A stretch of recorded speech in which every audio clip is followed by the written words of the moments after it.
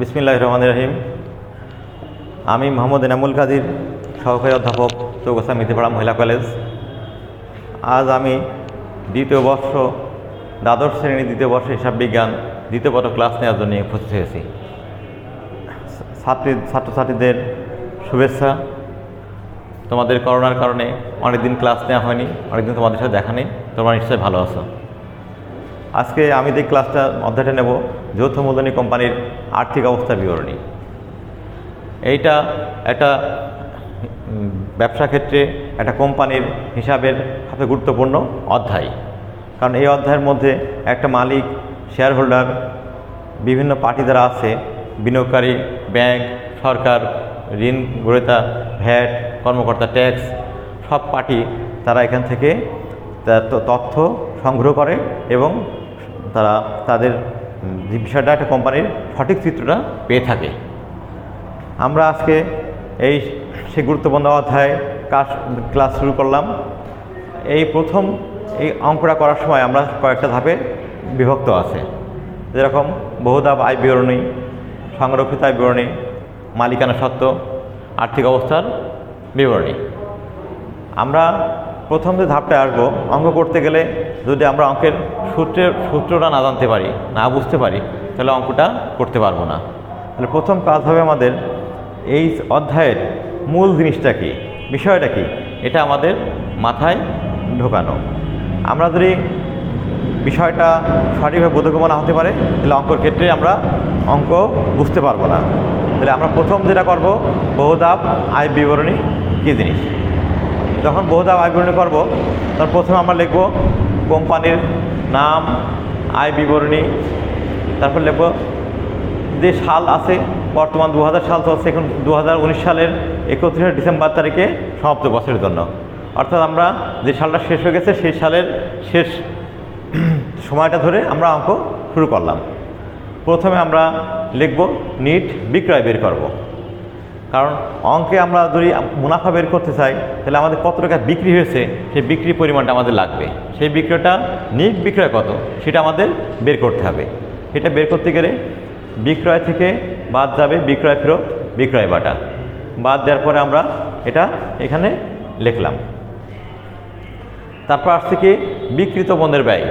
বিক্রিত পণ্যের ব্যয় বলতে আমরা বুঝি যে প্রারম্ভিক মোট পণ্যের সাথে ক্রয় থেকে ক্রয় ফেরত, ক্রয় বাটা, এগুলো বাদ দেওয়ার পর আসবে নিট ক্রয়। নিট ক্রয়টা প্রারম্ভিক মোট পণ্যের সাথে যোগ করব। তার সাথে আরও যোগ করব প্রত্যক্ষ খরচ, যেমন মজুরি খরচ, ক্রয় পরিবহন, আগুন, এগুলা যোগ করব। যোগ করে আমরা লিখব। লেখার পরে আমরা দেখব এখান থেকে বাদ দেব আবার আগুনে বিনষ্ট পণ্য। আগুনে বিনষ্ট পণ্য বাদ দেব। তখন আসবে আমাদের বিক্রয়যোগ্য পণ্যের মোট ব্যয়। বিক্রয়যোগ্য পণ্যের মোট ব্যয় লেখার পরে সেখান থেকে আবার সমাপনী মোট পণ্য বাদ দেব। অর্থাৎ বছর শেষে আমার যে পণ্যটা বিক্রি হবে না, যে পণ্যটা আমার স্টকে থেকে যাবে, সেটা বাদ দেব। বাদ দেওয়ার পর আমার বেরোবে বিক্রিত পণ্যের ব্যয়। বিক্রিত ব্যয়টা আমি ডান পাশে নিয়ে যাবো, সর্বশেষ পাশে নিয়ে যেয়ে আমরা নিট বিক্রয় থেকে বিক্রিত পণ্যের ব্যয় বাদ দেব। বাদ দেওয়ার পর আমার আসবে মোট মুনাফা। মোট মুনাফা লেখার পরে আমি পরবর্তী ধাপে আসছি।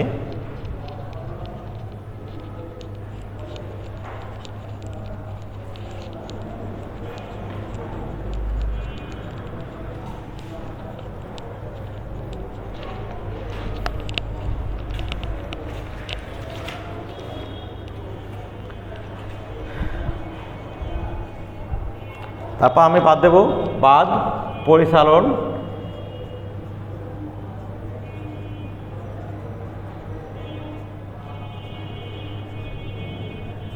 ব্যয়। পরিচালন ব্যয়ের ভিতরে আছে বিক্রয় খরচ,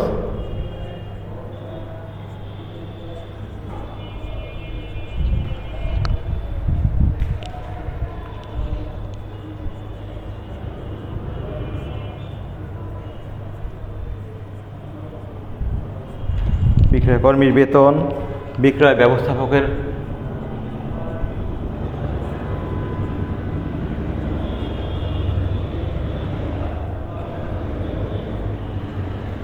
শোরুম ভাড়া, বিজ্ঞাপন, প্যাকিং খরচ,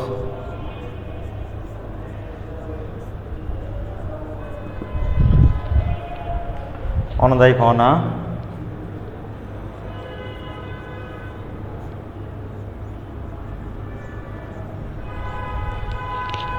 বাটা,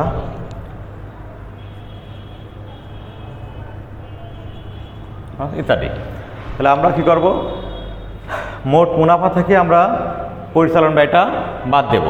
পরিচালন ব্যয়ের ভিতর কী কী আসে, যে প্রথমে পরিচালন ব্যয় দুইটা ভাগে ভাগ আছে, একটা হলো বিক্রয় খরচ আর একটা আছে প্রশাসনিক খরচ। বিক্রয় খরচের মধ্যে আসে বিক্রয় সংক্রান্ত যত কোম্পানি খরচ হয়ে থাকে সেই খরচের টাকাগুলো আমরা বিক্রয় খরচের মধ্যে এনে থাকি। যেমন এখানে আছে বিক্রয় কর্মীর বেতন, বিক্রয় ব্যবস্থাপকের বেতন, শোরুম ভাড়া, বিজ্ঞাপন, অনাদায়ী পাওনা, বাটা খরচ। এরকম এই খরচগুলো আমরা যোগ করে আমরা এটা নিয়ে যাব ডান পাশে। বিমা খরচ, স্টোর খরচ, এগুলো আমরা এখানে নিয়ে যাব এই টাকাগুলো।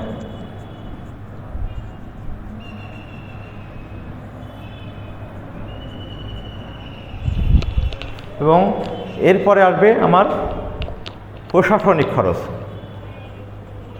এগুলো সব পরিচালন ব্যয়ের মধ্যেই আসে। প্রশাসনিক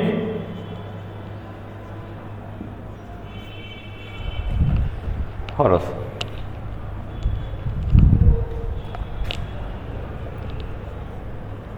অফিস বেতন, ভাড়া, মণিহারি,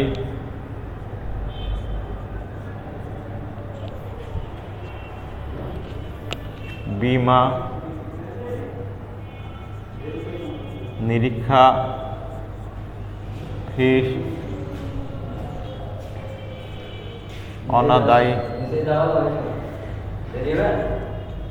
অনাদায়ী পাওনা,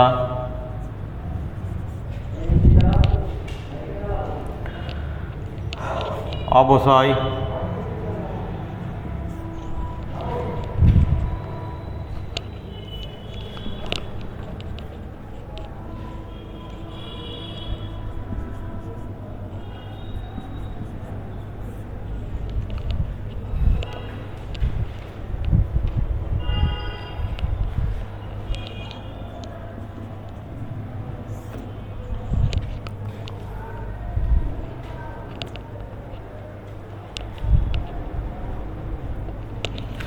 এগুলো যোগ করলে হবে মোট পরিচালন ব্যয়। এবার পরিচালন ব্যয়টা আমরা মোট মুনাফা থেকে বিয়োগ করব। বিয়োগ করার পরে যে টাকাটা আসবে সেকে পরিচালন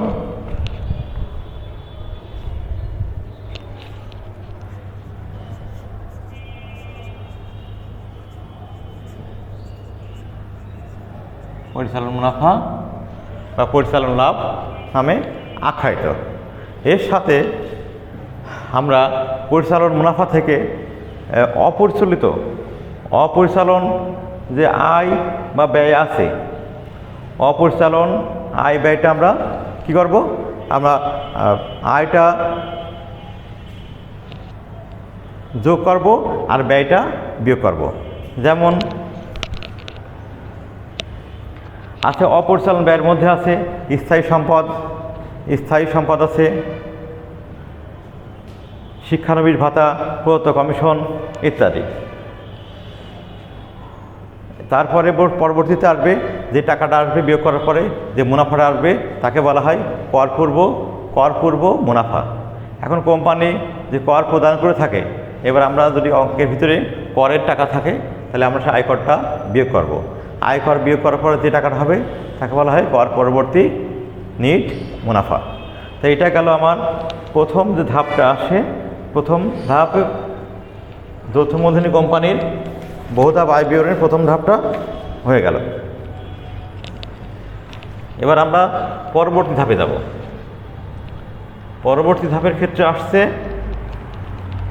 সংরক্ষিত আয় বিবরণী।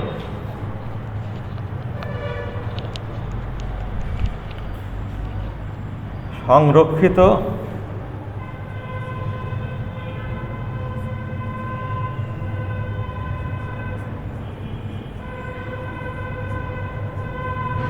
সংরক্ষিত আয় বিবরণী। এক্ষেত্রে বিগত বছরের নিট লাভের উদ্বৃত্ত যা মিলে যেটা থাকবে সেটা নিয়ে আসবো। বিগত বছরের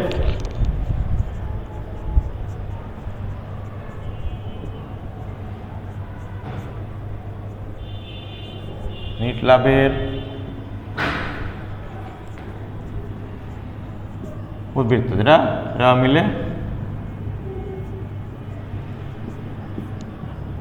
থাকবে। তার থেকে চলতি বছরের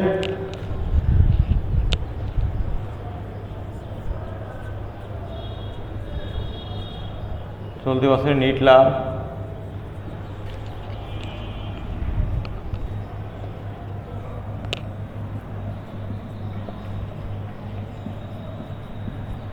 চলতি বছরের নিট লাভটা আমরা নিয়ে আসবো।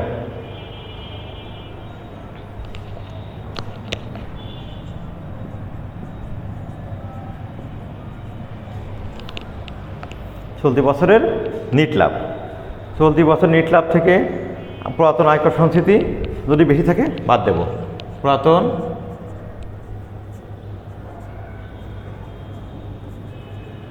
আয়কর সঞ্চিতি বাদ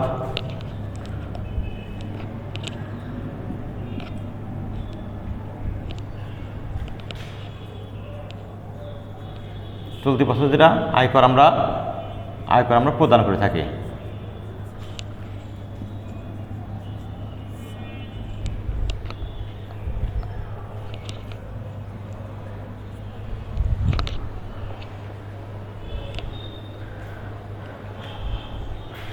এগুলোকে বলা হয় সংরক্ষণযোগ্য মোট মুনাফা। সংরক্ষণযোগ্য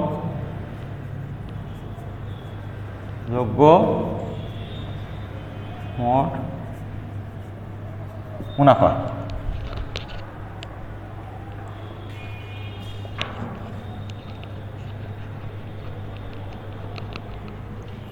এগুলো থেকে বিয়োগ করতে হবে এবার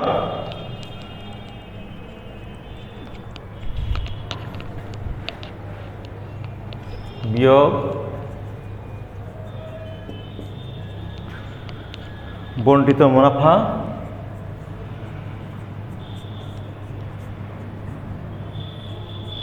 মুনাফা যারা অন্তর্বর্তীকালীন লভ্যাংশ।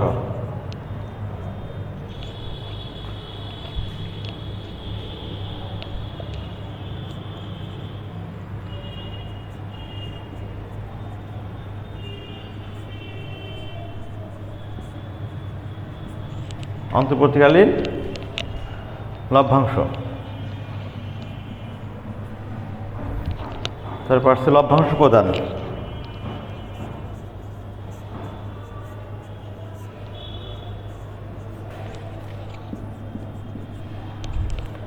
প্রস্তাবিত লভ্যাংশ,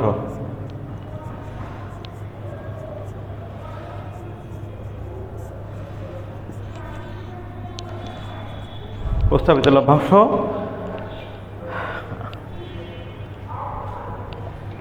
আয়কর প্রদান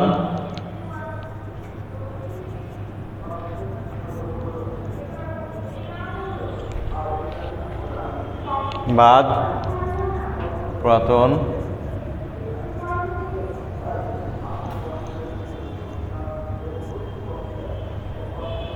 আয়কর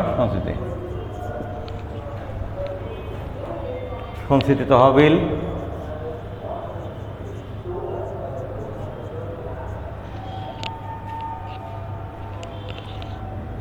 লভ্যাংশ ক্ষমতাকরণ তহবিল।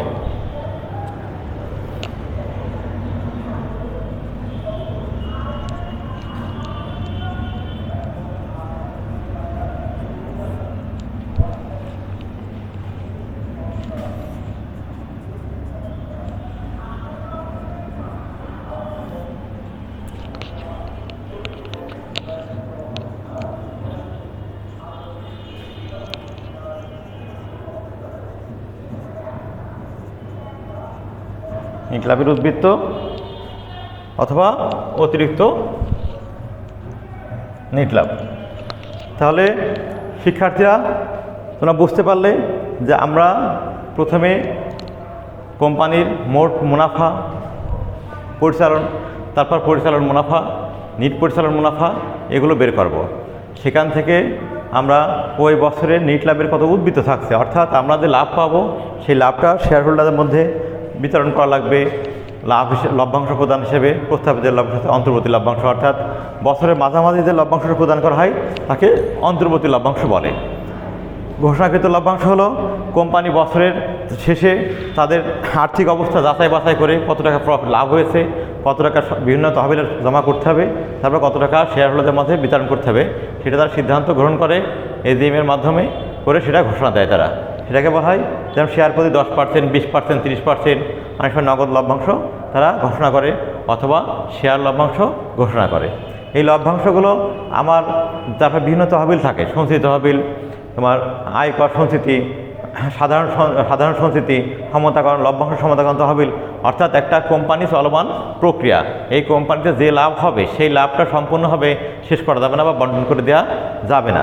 এই লাভের অংশবিশেষ বিভিন্ন তহবিলে রাখার পরে যে লাভটা উদ্বৃত্ত থাকবে সেই লাভটা কোম্পানির শেয়ার হোল্ডার যারা তাদের মাঝে বিতরণ করার সিদ্ধান্ত পরিচালকগণ গ্রহণ করে থাকে।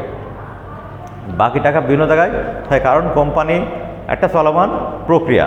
যৌথ মূলধনী কোম্পানি সহজে বিলুপ্ত হবে না, এটা আইন দ্বারা বিলুপ্ত, যার কারণে এটা বিভিন্ন তহবিলে তারা যখন বিপদে পড়বে, যেমন অবসর সঞ্চিতি আছে একটা, যেখানে পুঞ্জীভূত অবস্থায় বলে অনেকগুলো অবসরের টাকা জমা থাকে। যদি কখনও কলকারখানা নষ্ট হয়ে যায় বা ধ্বংস হয়ে যায় বা পুড়ে যায়, তখন ওই ফান্ড থেকে টাকাটা নিয়ে মেরামত করা হয় বা নতুন কলকব্জা সংস্থাপন করা হয়। আবার অনেক সময় সাধারণ সঞ্চিত তহবিলে টাকা জমা থাকে। যদি কোনো কোম্পানির ক্ষয়ক্ষতি হয়, কর্মচারীর ক্ষয়ক্ষতি হয়, তাদের জন্য কোনো চিকিৎসা খরচ দেওয়া হয় বা কোনো কাজে লাগে, তখন সেই তহবিল থেকে আমরা প্রদান করতে কোম্পানি সেটা প্রদান করতে পারে। এই কারণে কোম্পানিটা চলমান প্রক্রিয়া এবং কোম্পানি যে লাভ করবে বছরে লাভের সম্পূর্ণ টাকা তারা বন্টন না করে বিভিন্ন ফান্ডে তারা টাকা রাখবে এবং একটা নির্দিষ্ট পরিমাণ টাকা তারা শেয়ার হোল্ডারদের মাঝে বিতরণ করে থাকে। তা আজকে এ পর্যন্ত তোমাদের ক্লাস নিলাম।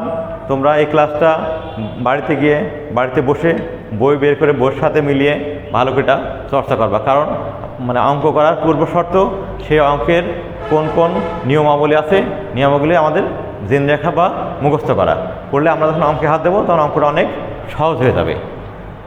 ধন্যবাদ সবাইকে। এই করোনাকালীন পরিস্থিতিতে সবাই ঘরে থাকবে, সাবধানে থাকবে এবং করোনার যে নিয়ম নীতি আছে সেইগুলো মেনে চলবে। সবাই ভালো থাকো। সবাইকে ধন্যবাদ জানিয়ে আজকে ক্লাস শেষ করছি। আল্লাহ হাফেজ।